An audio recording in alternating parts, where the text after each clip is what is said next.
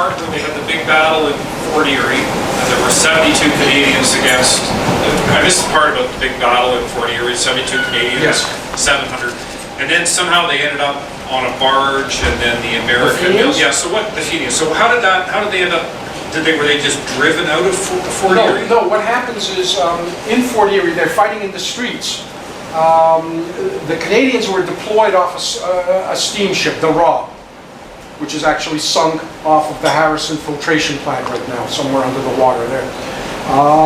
They're dropped off by the Rob. When the 72 Canadians realize that there's 700 Fenians coming at them, some of them manage to get onto the Rob, and the Rob casts off. Some take a run for it and go north. Others end up trapped on that dock. And that's where that big battle, happens on the dock as the Canadians are trapped right here. And it's a battery. The British have, the Welland battery, the British have taken away their guns. They only have rifles. And some of them have old smooth bore, something like 67 caliber Victoria carbine that the British Army has already dumped, because if you fire this carbine from horseback, the kick is so bad that it knocks the horse over. Just a useless weapon. So they're captured by the Fenians, the ones that end up on this dock. In fact, the battle stops when the Canadians bayonet another Fenian. And the Fenians are so shocked by this bayoneting that the battle actually pauses. And in that pause, the Canadians realize that there's no way they can survive 700 guys. And so they're captured by the Fenians. The Canadians then, the ones that didn't escape, are marched off into the fort. The fort is in a state of ruins. There is no fort the way it is today. It's just ruins.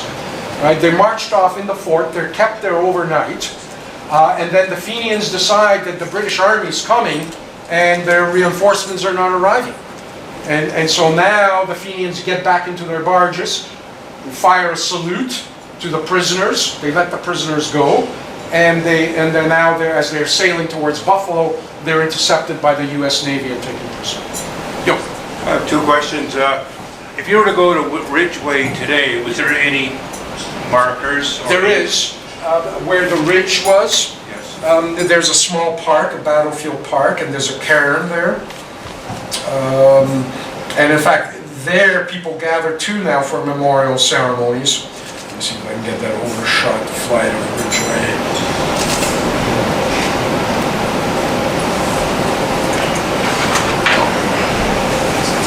You see this little road here? Yeah. Right. This is the ridge.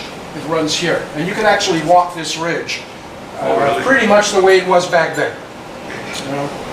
And so there's a cairn here. There's a museum in the town. There's now a display here. So in the last few years, as you know, next year is going to be the 150th anniversary of Ridgeway, and so we're hoping that the government will put the Ridgeway names into our remembrance books as our first casualties, and the regiments are hoping that battle honors will be awarded for them for Ridgeway. They applied for those battle honors in the 1920s, and of course they were told you don't get battle honors for battles that you don't win. Well, after Hong Kong and after Dieppe, we suddenly started giving out battle orders for battles that we don't win. So I found a loophole for the regiments in the military regulations that there's one last resort left. They can appeal the 1920 decision. So, I've written the appeal for them, and it's going through the bureaucracy at DND. Yes. First, you mentioned that many of the UFT soldiers were 18 and 19. And younger. But that doesn't make a lot different from many soldiers. In a way, the youngest that fought in the battle was 50. So, yes, you're right. It doesn't make them any younger, but as I say, some of them were kids. So, there were 15-year-olds there. As well, the militia was seen as a fun thing to do. So, Nobody thought anybody serious was going to go to battle, let alone go to battle tomorrow. And that's how it happened. So that's how these kids ended up. Yeah. And what was the British strength? British strength would have been probably around 2,500 at that point. And So it was 2 regiments. Right. And the Fenians were successful at Ridgeway, yet they left it. And they certainly had enough people to hold Fort Erie, and they left. What were their arrangements for resupply and reinforcement? Well, they had resupplies and reinforcements, but the U.S. Navy cut them off. And the Fenians, what O'Neill's column was headed towards was the Welland Canal. Right, that's the target. And there were Fenians on the Welland Canal who had surveyed the locks, and they already knew where to lay the charges.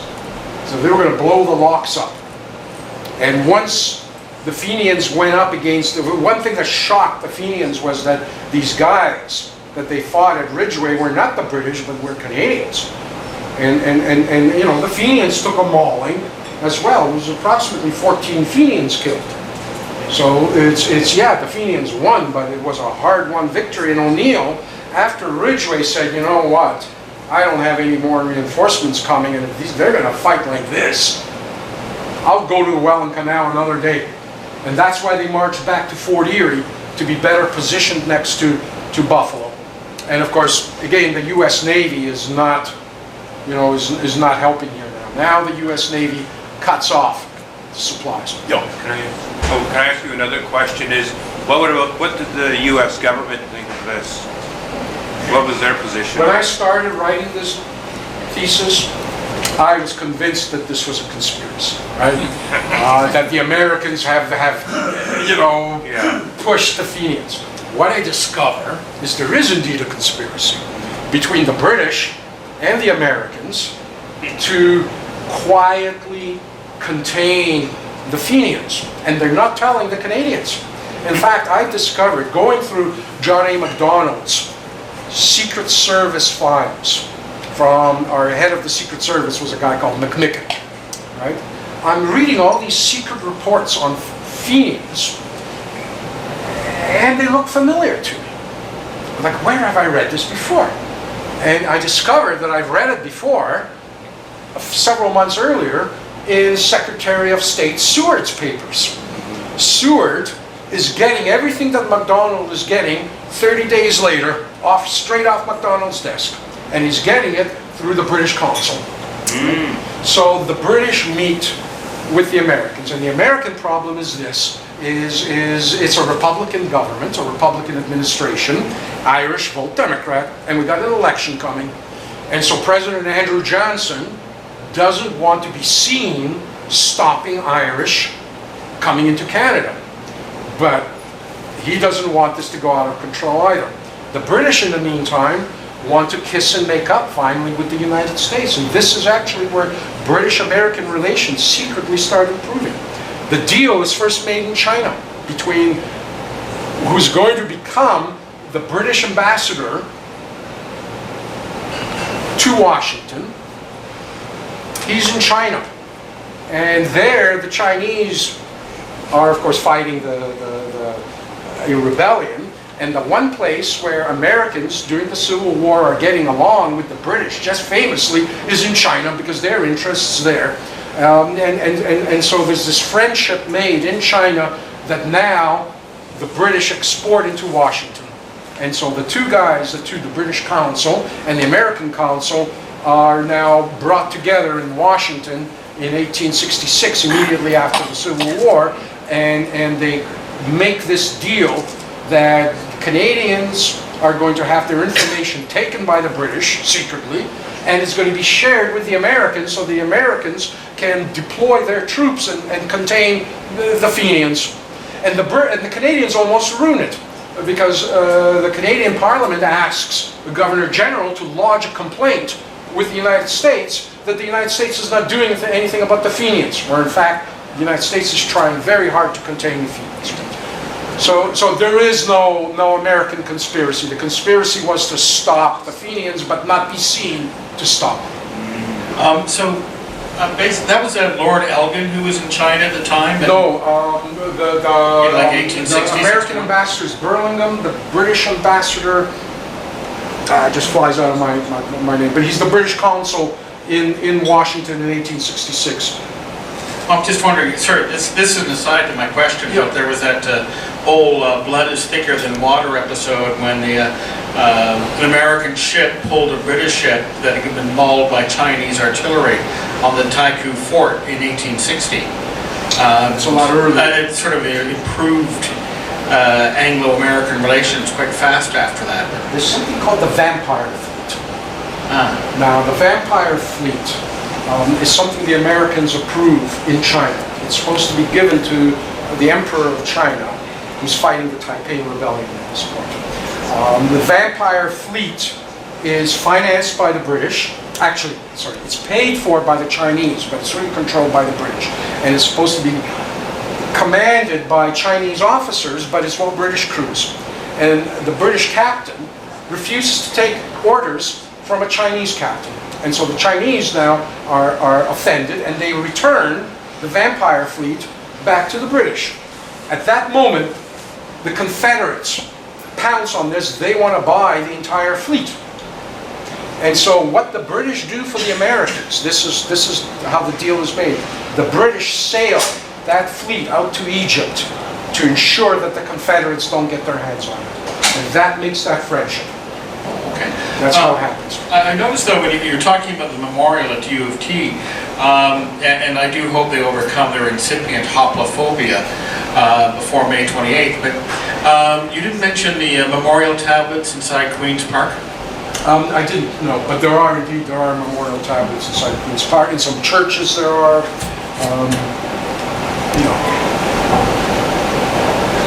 Sir, I just want to thank you very much for an excellent presentation. I brought along with you, should anyone be interested, I have medals from the Fenian raids. My grandfather was there at that famous age of 19.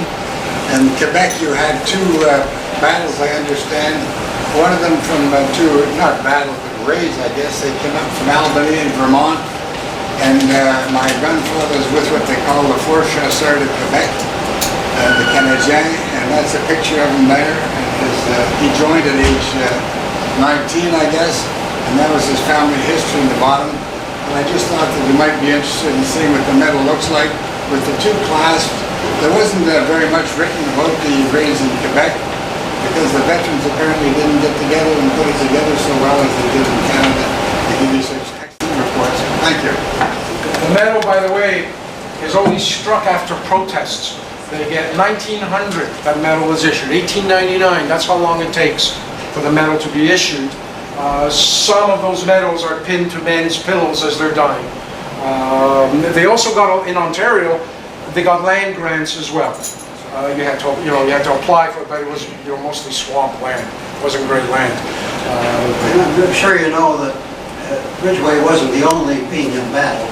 No, but Ridgeway was the big one. I mean, the Fenians come back two more times. My grandfather was a veteran of the Fenian raid down on Lake Ontario. And the generous government gave the veterans, they were very generous, they gave them land grants. Nice. So he got 100 acres of land up in northern Ontario. And up and visited. It was a great grant. We had a hard time even finding it. But it was very generous. Yeah, well, it was very late, It was, like I said, 1900 only, so how much land, we already had, some people say that the rebellion of 1837 was about the lack of land available already. So if there was no land in 1837, you can imagine in 1900 what kind of land you're going to get. And as you know, the Fenians are and have been a great power in Irish politics. Yes. Yeah. In fact, the Battle of Ridgeway will be celebrated in Ireland now. Sinn Féin has gotten a hold of my book, and yeah, I know. It's you remember it's the Easter uprising, and now they're thinking, wow, we can carry the drinking from the Easter uprising all the way into June now. June 2nd to celebrate. I wanted to, first of all, Professor, thank you. That was an exceptional presentation. Your knowledge is deep, so thank you very much. I also really am impressed that we have two grandsons, and thank you for your grandfather's service. Two of you to go back to roots, back to our history so long ago. It's really amazing to have you here tonight, so it's an honor. My question, twofold, is what was the end game of the Fenians? I just, something doesn't square up for me. They come into or the invasion? the invasion into, let's say, Ridgeway, first of all, to hold ground, I guess, and use that as a negotiating chip. And secondly, this gentleman here, because his grandfather was over in Quebec, what was that all about? That was 1869. I don't know anything about it. No, 1866, a week after Ridgeway collapses, they invade again from Vermont. They take a second attempt. The battle is described essentially as Canadian cavalry riding up on the Fenians and slapping them with the hilts of their swords, right? Kind of slapping them across the border. So it's a farcical battle almost after, the one in 1866. Then you have, I think, Eccles Hill in 1870, which on the cover, my book actually, and I had a fight with publishers on this, because this image is actually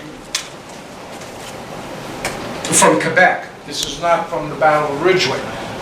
This is from 1870, but it kind of would have looked like something like that, so I left it to the publishers.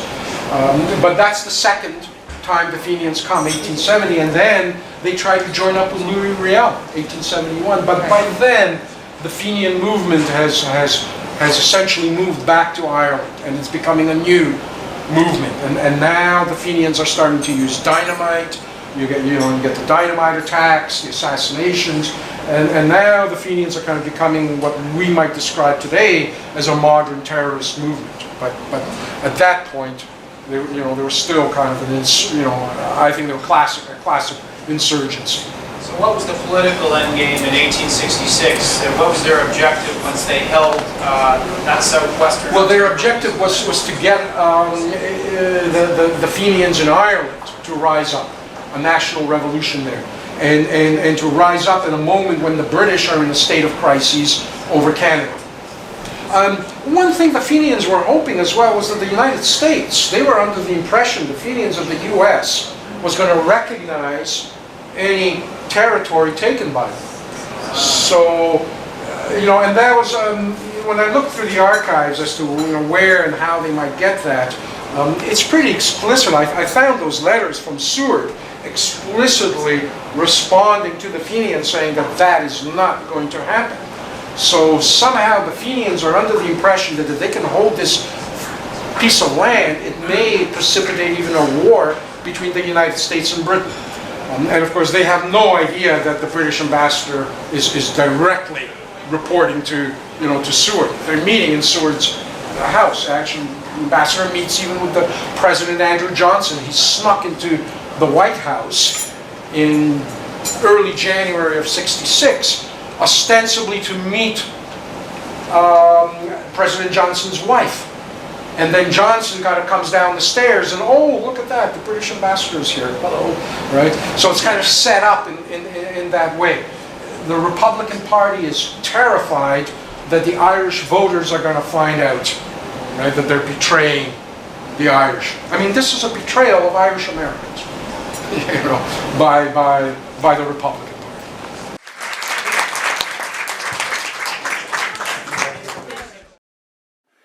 This concludes today's webcast. On behalf of the RCMI, this is Eric Morse saying thank you for listening. You can keep up with coming events at the RCMI by visiting our website at www.rcmi.org. We hope you'll tune in again, and we hope to see you in person at coming events. Thank you and goodbye.